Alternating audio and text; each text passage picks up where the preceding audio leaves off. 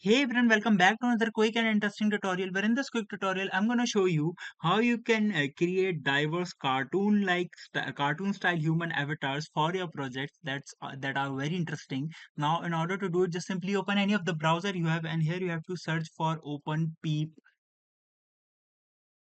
Just simply search for OpenPeep art.